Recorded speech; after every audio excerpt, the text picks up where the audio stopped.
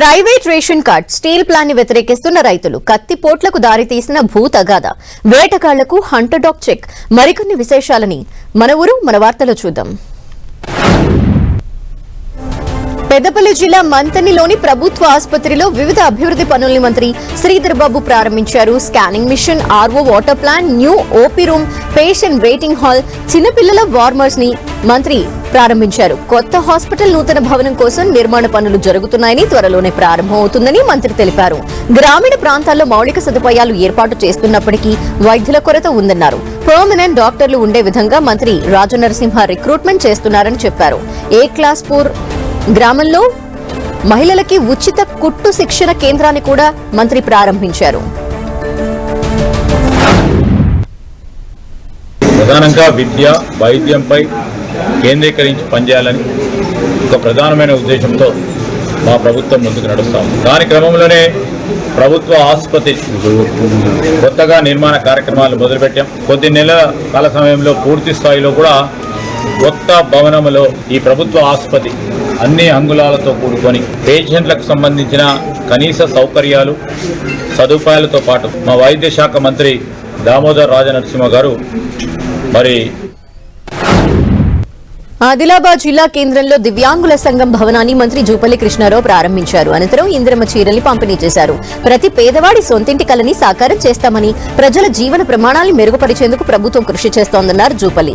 ఆర్థిక ఇబ్బందుల వల్ల ఇందిరమ్మ ఇల్లు కట్టుకోలేని లబ్ధిదారులకు లోన్ మంజూరు చేయిస్తామని చెప్పారు. 10 ఏళ్లు అధికారంలో ఉన్న బీఆర్ఎస్ లక్షల కోట్లు అప్పు చేసిందని, డబుల్ బెడ్రూమ్ ఇండ్లు, దళితులకు 3 ఎకరాల భూమి, నిరుద్యోగ భృతి పేరిట ప్రజల్ని మోసం చేసిందని జూపల్లి విమర్శించారు. అంటే రాష్ట్రాన్ని అప్పుల గుప్పుగా మార్చి నిప్పచెక్కించిన తర్వాత కూడా అయినా ఈ 2 సంవత్సరాల రేవంత్ రెడ్డి గారి పరిపాలనలో 1,75,000 కోట్ల రూపాయలు వడ్డీ కట్టడం జరిగింది. అయినా కూడా చెప్పిన మాట నిలబెట్టుకున్న దానిలో భాగంగా ఈ రోజున ఇన్ని రకాల కార్యక్రమాలు 6 గ్యారెంటీ అమలు చేస్తాం. అయినా ఈ ప్రభుత్వం వచ్చి 2 ఏళ్ళు అయింది కదా, ఇంకా 3 సంవత్సరాలు ఉంది. మళ్ళొచ్చి 5 సంవత్సరాలు. ఎందుకు మళ్ళొచ్చి 5 సంవత్సరాలు అంటే మా శంకర మాట్లాడుతూ మాకు కూడా కోరిక ఉంది, కారణాలు తప్పు లేదు, కోరిక తప్పు. నిర్మల్ జిల్లా భైంసా మండలం ఎగ్గం గ్రామంలో వరిధాన్యం కొనుగోలు కేంద్రాన్ని వ్యవసాయ market committee chairman Anandarao Patel ప్రారంభించారు. రైతులు తాము పండించిన పంటల్ని జాగ్రత్తగా కాపాడుకోవాలని సూచించారు. ప్రభుత్వ కొనుగోలు కేంద్రంలోనే ధాన్యం అమ్మాలని, దళారుల చేతిలో మోసపోవద్దన్నారు. కొనుగోలు సెంటర్లో సిబ్బందికి సహకరించాలని సూచించారు. తెలంగాణ రాష్ట్రంలో సంక్షేమ కార్యక్రమాలు ప్రాధాన్యత ఇస్తున్నామన్నారు ఎమ్మెల్యే రేవూరి ప్రకాష్ రెడ్డి. హన్మకొండ జిల్లా ఆత్మకూరు మండలం గూడెపాడు గ్రామంలో అంతర్గత సీసీ రోడ్ నిర్మాణ పనులకు పరకాల ఎమ్మెల్యే శంకుస్థాపన చేశారు. ప్రజల జీవన ప్రమాణాలు పెరగాలన్నదే ప్రజా ప్రభుత్వ లక్ష్యమన్నారు. గ్రామాల అభివృద్ధికి ప్రభుత్వం సహకరిస్తుందన్నారు రేవూరి.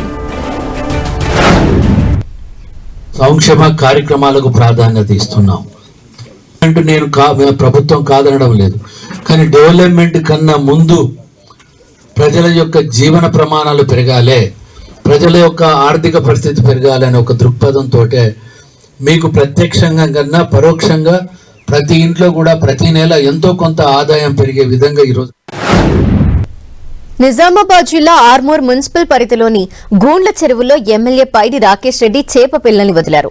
గత ప్రభుత్వం ప్రారంభించిన పథకాలని కాంగ్రెస్ ప్రభుత్వం కొనసాగిస్తోందని ఎమ్మెల్యే తెలిపారు. ప్రభుత్వాలు మారినా పథకాలు ఆగవని ప్రజలు గమనించాలన్నారు.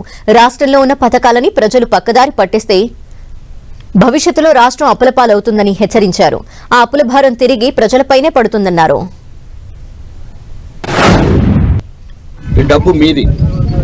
రేవంత్ రెడ్డిది, రాకేష్ రెడ్డిది కాదు డబ్బు. మీ పిల్లలని తాకట్టు పెట్టి తీసుకొస్తున్నాం అప్పులు. 31 సంవత్సరం తర్వాత మీ పనులు మీ పిల్లలంతా కట్టాల్సిందే. రేవంత్ రెడ్డి పిల్లలు, రాకేష్ రెడ్డి పిల్లలు కట్టారు. మా ఆస్తులు పెరుగుతాయి తప్ప తగ్గాయి. ఈ డబ్బుని సద్వినియోగం చేసుకోండి. ఇప్పుడు ఎందుకంటే సుమారు ఇది పెద్ద 120 కోట్లు. ఇంతకుముందు 500 కోట్ల స్కామ్ జరిగింది. 500 కోట్లు ఎవడబ్బ సొమ్ము, ఎవడు ఎందుకు తిన్నాడో అర్థం కాదు. 1,00,000 చేప పిల్లలు అన్నారు, 10,000 చేప పిల్లలు వచ్చారు. చేప పిల్లలేమో పోలీసుల కేసు పెట్టామనుకో ఆ చెరువుల. రేవంత్ రెడ్డి ప్రభుత్వం ఎన్నికల్లో ఇచ్చిన 6 గ్యారెంటీలని అమలు చేయాలని కోరుతూ సిపిఐ నిజామాబాద్ జిల్లా కలెక్టరేట్ ఎదుట ఆందోళన నిర్వహించింది. 6 గ్యారెంటీల హామీతో పాటు అనేక వాగ్దానాలు చేసిన రేవంత్ రెడ్డి ప్రభుత్వం అధికారంలోకి వచ్చిందని వాటిని వెంటనే అమలు చేయాలని డిమాండ్ చేశారు.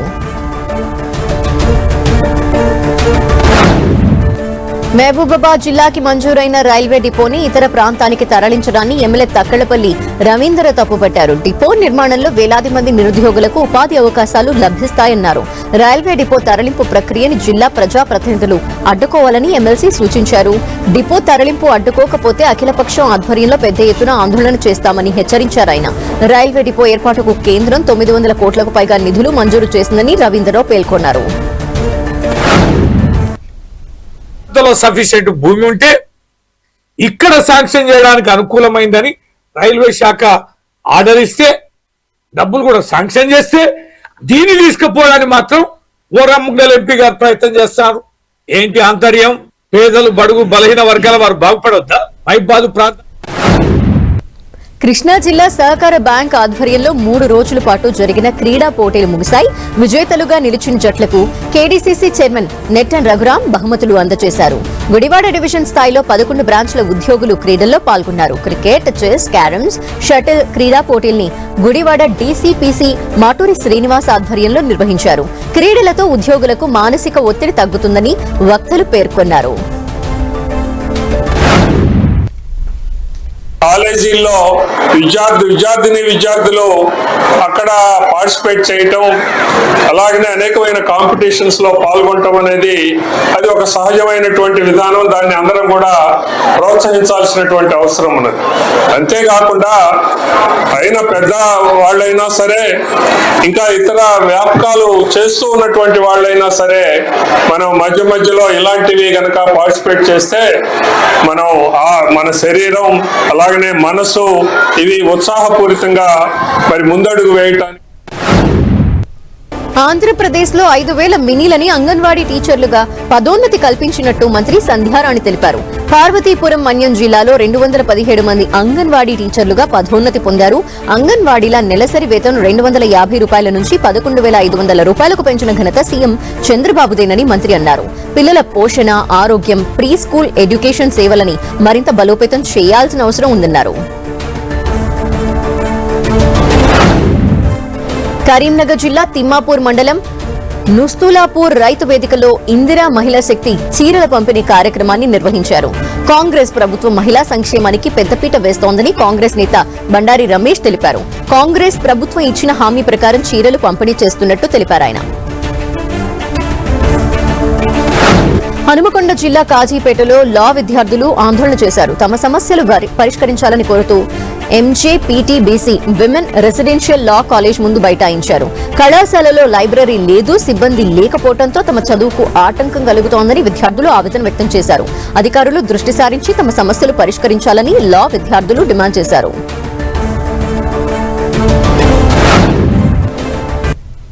ప్రతి చిన్న దాని దగ్గర నుంచి ప్రతి రూపాయి మా ప్రిన్సిపల్ సారే పెట్టుకుంటారు. గవర్నమెంట్ మాకేమీ ప్రొవైడ్ చేయట్లేదు. కనీసం సరిగ్గా ప్రతి 4 days ఒకసారి మోటార్ ఖరాబ్ అవడం, వాటర్ ఫెసిలిటీ సరిగ్గా ఉండవు. అందులోనూ డిగ్రీ వాళ్ళు ఉంటారు. వాళ్ళ స్ట్రెంత్ ఎక్కువ కాబట్టి వాళ్ళదే మొత్తం డిమాండ్ జరుగుతుంటది. కానీ పేరు మాత్రం లా కాలేజ్, మొత్తం అంతా డిగ్రీ మీదే ఉంటది. మొత్తం ప్రతి ఒక్కటి కనీసం చిన్న డార్మెటరీలో ఒక్కొక్క దానిలో 100 members 50 members పడుకుంటారు. దేనికోసం పెట్టాలి లా కాలేజ్? అసలు నాకు అర్థం కాదు. లా కాలేజ్ పెట్టినప్పుడు మినిమం ఫెసిలిటీ. ఖమ్మంలో శ్రీ చైతన్య విద్యార్థులు ధర్నా చేశారు. నాణ్యత లేని భోజనం పెడుతున్నారంటూ హర్ష కాంప్లెక్స్ లోని శ్రీ చైతన్య కాలేజ్ వద్ద ఆందోళన చేశారు. అన్నంలో తరచూ పురుగులు, రాళ్లు వస్తున్నాయని ఫిర్యాదు చేసిన యాజమాన్యం స్పందించడం లేదని విద్యార్థులు తెలిపారు. తమ సమస్య పరిష్కారం అయ్యే వరకు ఆందోళన కొనసాగిస్తామని విద్యార్థులు హెచ్చరించారు. తమ స్కూల్ కి దారివ్వాలంటూ నాచారం వెస్లీ కోఎడ్యుకేషన్ పాఠశాల పూర్వ విద్యార్థులు నాచారం చౌరస్తాలో నిరసన దీక్ష చేపట్టారు. కొంతమంది భూ కబ్జాదారులు వెస్లీ స్కూల్ పాఠశాల ప్రధాన రహదారిని కబ్జా చేసి బహుళంతస్తులు నిర్మిస్తున్నారని ఆరోపించారు. అధికారులకు పలుమార్లు ఫిర్యాదు చేసినా పట్టించుకోవటం లేదన్నారు. జిల్లా కలెక్టర్ వెంటనే భూ కబ్జాదారులపై చర్యలు తీసుకోవాలని పూర్వ విద్యార్థులు డిమాండ్ చేశారు.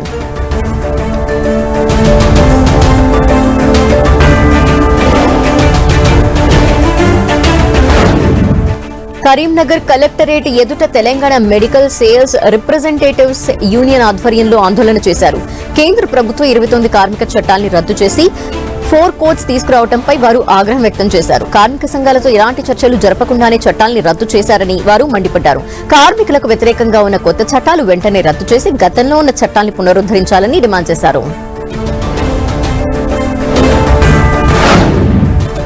గుంటూరు జిల్లా మంగళగిరి మండలం కురగల్లు ప్రాథమిక వ్యవసాయ సహకార పరపతి సొసైటీలో 9 కోట్ల భారీ స్కామ్ వెలుగు చూసింది. కురగల్లు PACS రైతులు పెద్ద ఎత్తున డిపాజిట్ చేశారు. సొసైటీ సీఈఓ రమేష్ బాబు నకిలీ డిపాజిట్ పత్రాలతో రైతుల్ని మోసం చేశారని ఆరోపణలొచ్చాయి. GDCC అడ్మినిస్ట్రేషన్ కార్యాలయం వద్ద బాధితులు ఆందోళన చేశారు. నకిలీ పత్రాలతో లక్షలాది రూపాయలు మోసపోయామని రైతులు ఆవేదన వ్యక్తం చేశారు. తమ డబ్బులు తమకు ఇప్పించి న్యాయం చేయాలని బాధితులు ప్రభుత్వాన్ని డిమాండ్ చేశారు.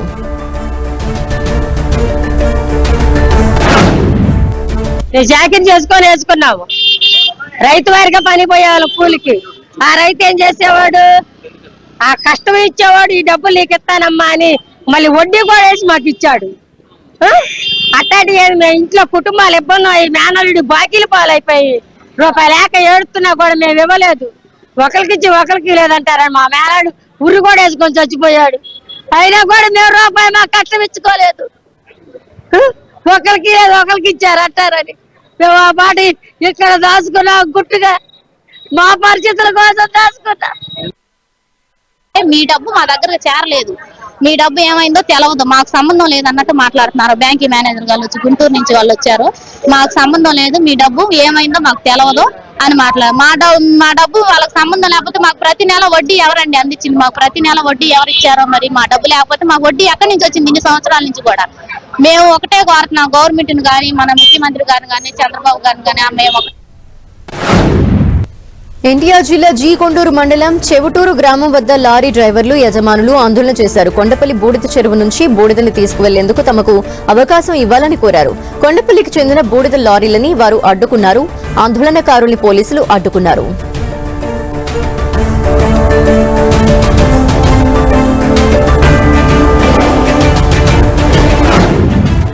విజయనగరం జిల్లా గుర్ల మండల కేంద్రంలో స్టీల్ ప్లాంట్ కి వ్యతిరేకంగా 6 గ్రామాల రైతులు ఆందోళన చేశారు. కెల్ల గ్రామం వద్ద ఏర్పాటు చేయనున్న సూపర్ స్మెల్టర్స్ స్టీల్ ప్లాంట్ వల్ల తమ గ్రామాలకు ఇబ్బందులు ఏర్పడతాయన్నారు. దీన్ని రైతులు తీవ్రంగా వ్యతిరేకించారు. రైతుల ఆందోళనతో ట్రాఫిక్ కి అంతరాయం కలిగింది.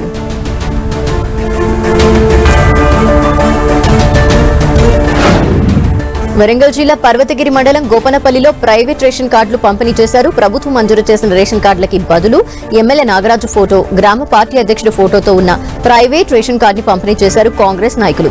కాంగ్రెస్ నేతల ఫోటోతో ఉన్న ప్రైవేట్ రేషన్ కార్డులపై ఫిర్యాదు చేసినా అధికార యంత్రాంగం స్పందించలేదు.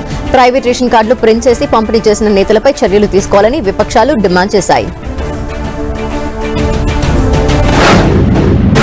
సత్యసాయి బాబా శత జయంతి ఉత్సవాల సందర్భంగా అనంతపురంలో భట్రాజుల సంక్షేమ సంఘం కేక్ కట్ చేసింది, పంచిపెట్టారు. అలాగే మానవ సేవే పరమావధిగా అభాగ్యులకు సత్యసాయి అండగా నిలిచారని వారు కొనియాడారు. విద్య, వైద్యం, తాగునీరు పేద ప్రజలకి ఉచితంగా అందించారని అన్నారు. అనంతపురం జిల్లాకి దేశ విదేశాలలో గుర్తింపు తీసుకొచ్చిన ఘనత సత్యసాయికే దక్కుతుందన్నారు. భట్రాజుల సంక్షేమ సంఘం తరపున కార్యక్రమాలు నిర్వహిస్తామని వారు పేర్కొన్నారు. సత్యసాయిబాబా వారి శత జయంతి మహోత్సవం సందర్భంగా మా జిల్లా భట్రా సంక్షేమ సంఘం తరఫున బాబా గారికి జన్మదిన శుభాకాంక్షలు తెలియజేస్తున్నాము. అలాగే స్వామివారు ఎన్నో సమాజ సేవ చేసి గొప్ప వ్యక్తిగా ప్రపంచ స్థాయికి ఎదిగినటువంటి మహనీయుడు ఆయన.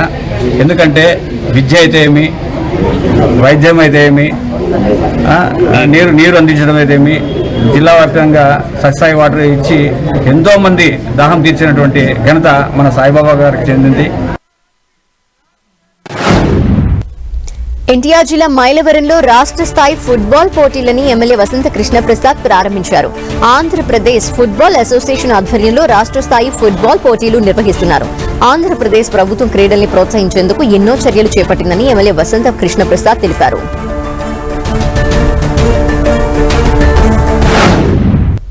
ఈ క్రీడా సంబరాలకి ఆంధ్రప్రదేశ్ రాబోయే రోజుల్లో వేదిక కాబోతా ఉంది.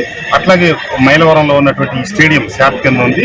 దాన్ని హనుమిరెడ్డి గారు దీన్ని డెవలప్ చేయటం, అట్లాగే శ్రీధర్ గారు దీని మీద పూర్తిగా బాధ్యత పెట్టి ఈ కార్యక్రమాన్ని మైలవరంలో నిర్వహిస్తారంటే ఆ క్రెడిట్ అంతా శ్రీధర్ గారిదే. తప్పకుండా ఈ ప్రాంతాల్లో మరింత మంది ఈ క్రీడా సంబరాలకి ఆంధ్రప్రదేశ్ రాబోయే రోజుల్లో వేదిక కాబోతా ఉంది. అట్లాగే మైలవరంలో ఉన్నటువంటి ఈ స్టేడియం శాప్ కింద ఉంది. దాన్ని హనుమిరెడ్డి గారు దీన్ని డెవలప్ చేయటం, అట్లాగే శ్రీధర్ గారు దీని మీద పూర్తిగా బాధ్యత పెట్టి ఈ కార్యక్రమం. కుమరం భీం ఆసిఫాబాద్ జిల్లా సిర్పూర్లో ఉదయం దట్టమైన పొగమంచు కమ్ముకుంది. కౌటాల మండలం ముత్యంపేట గ్రామ పరిసరాలలో పొగమంచు కమ్మేసింది. శీతల గాలులు జనాల్ని వణికించాయి. పొగమంచుతో రోడ్లపై వాహనదారులు ఇబ్బందులు పడ్డారు. హెడ్ లైట్లు వేసుకుని ప్రయాణించారు.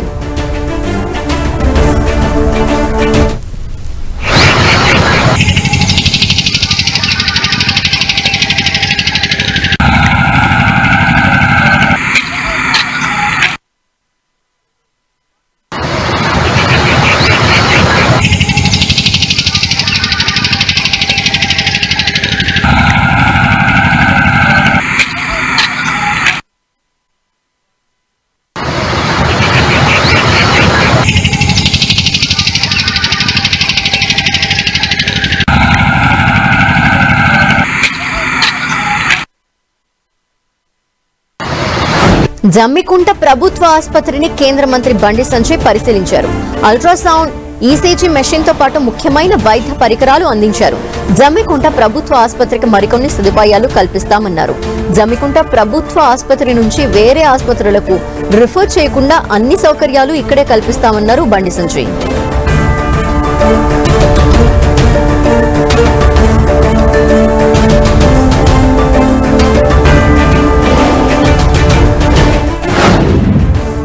పూర్తి ఎక్విప్మెంట్స్ ఇవాళ ఈ ప్రభుత్వ ఆసుపత్రిలో ఇక్కడ ఉన్నాయి. హాస్పిటల్ యొక్క డాక్టర్లకు సుబ్రహ్మణ్య గారు కూడా చెప్పాను, మీరు అడిగిన నచ్చిన ఇందులో లేవు, ఇబ్బంది పడ్డారు. బయట హన్మకొండకు కరీంనగర్కు పోవాల్సిన పరిస్థితి వచ్చింది. ఇలా మీరు అడిగిన అన్ని ఇచ్చిన కాబట్టి మీరు వెంటనే ఇప్పటి నుంచి సేవ చేసే ప్రయత్నం చేయండి. ఈ జమ్మికుంట నుంచి ఇంకోసారి కరీంనగర్ హాస్పిటల్కు ఇంకో హాస్పిటల్కు ఎవరు రెఫర్ చేసే పరిస్థితి రావద్దు. ఏదైనా మిషన్ మీరు వాడుకోకుండా వేరే కాడ రెఫర్ చేస్తే ఆ మిషన్ వాపస్ తీసుకుపోతా. వెమ్రవాడ అంబులెన్స్ సిస్టమ్ వాడుకోలే, వాపస్ తీసుకొచ్చుకున్నా. కరీంనగర్ హాస్పిటల్కు ఐసీయూ ఫెసిలిటీస్ దాదాపు 60 లక్షలు. ఇవి మన ఊరు మన వార్తలు అప్డేట్స్. Keep watching 10 TV.